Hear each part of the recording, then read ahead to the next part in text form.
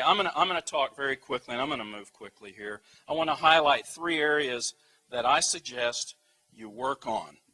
Don't just gloss over this, but really work on it, because I see people come to these meetings sometimes. They sit off by themselves. They sort of observe the whole thing, but they don't really engage in it. And there's a big difference between watching this thing happen and what is surely, as God lives, going to happen here in the United States in the next 3 or 4 years. There's a big difference between watching it happen and participating and leading and being a part. And I hope everyone in here begins to see themselves as the leader of your own organization and not, oh, I'm in so-and-so's downline. You know? No. You are the leader of your own organization. You don't make any money off your upline. Have you figured that out? We usually try to hide that from people, but they figure it out eventually. You make money off your organization as it grows. All right, so let's work on this. Let's build our, okay, so am I doing it right now? There we go. Let's work on our relationships, all right? It was Gandhi that said, the strength of numbers is the delight of the timid. And without question, I mean, the absolute best way to build your confidence in this business is to get yourself around other confident people that have succeeded, that know what they're doing, that have been where you want to go. And you spend time with them. And this all starts, of course, with, all right, I'll just have to cue you here. This is not working.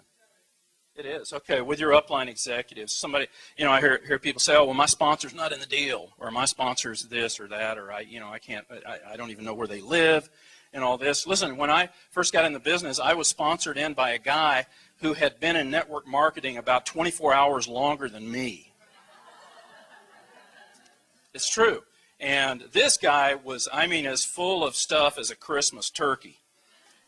But I love the guy. Don't get me wrong. And I've said that to his face. He knows I talk about him. But we were just from different worlds. But he hit me at a right time in my life, and I got really excited about it.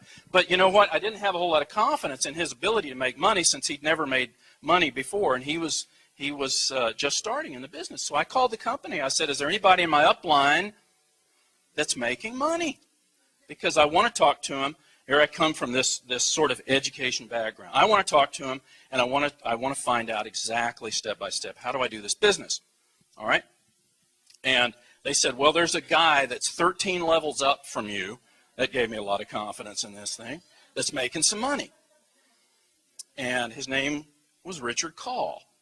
You guys know Richard? How many of you know Richard? Okay.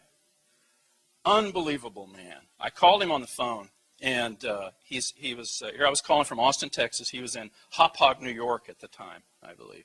And I got him on the phone, and I said, Richard, I just got in this business. I told him a little something. I said, I want to know exactly how to do it. And he says, well, you're in luck, because I'm going to be in Austin in a week. I want to sit down. He says, I want to sit down and talk with you. I can't do his voice.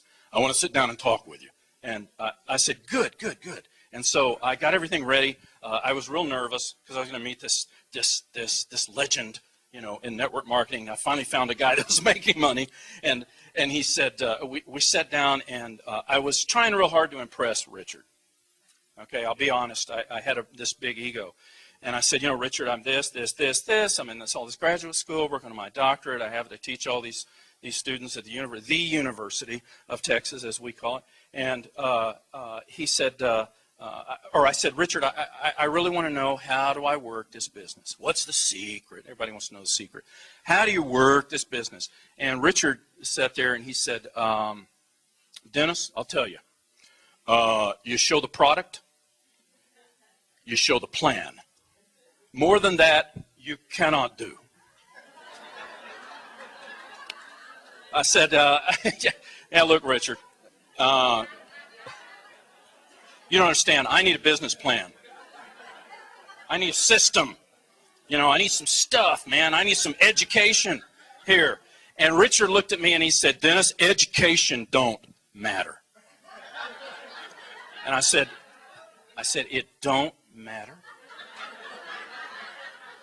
He said, education don't matter. And I want everybody to do this with me. Hold your finger up like this.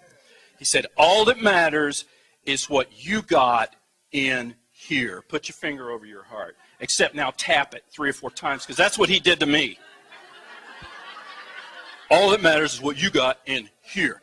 Now, this guy did not get a high school education. And so, thank God I didn't let my ego get in the way. I stepped back and I said, you know what? This guy knows something I don't know. He knows a lot I don't know about this business. And so I started showing the product and showing the plan, showing the plot. And he said, show it and show it. I said, how long do I do that? He says, until you don't got to do it no more. Oh, man. It's true. It was interesting.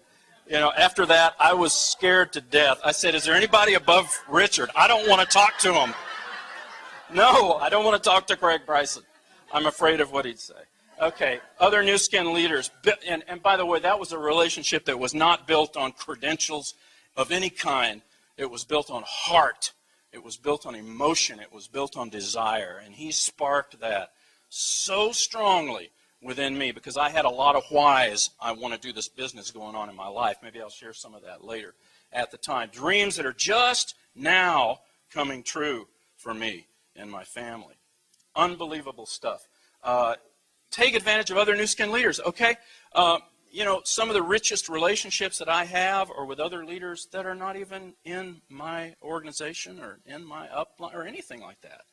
Okay, people say, why do I want to work with somebody else from another line? Why do I want to have anything to do with this person over here or that person over there? It's because, you know what? You guys, you know, people talk about momentum, all right? And I see these Facebook postings, and I see things, you know, we've got 1,400 people. This is momentum. And then next month, we've got 1,500 people. This is momentum. And I say, you know, you really don't understand what momentum is. Momentum is when you have 1,200 people this month and you have 9,200 people in 2 weeks. And then 3 weeks later, you have to get the Salt Palace. And I have seen that happen, okay? And there are people out there that are worried, oh, we're in momentum, we're in momentum, we're in momentum. Listen, you've got, and this is my opinion. Everybody say your opinion. Okay. My opinion is that we've got at least 2 to 3 years of groundwork to lay before we get into a serious growth curve again, to where you're going to see that kind of growth. People say, gosh, it seems so hard. Man, I work this business, I do this, I do that. Just believe me, you've got to stay with this thing. You're not there yet.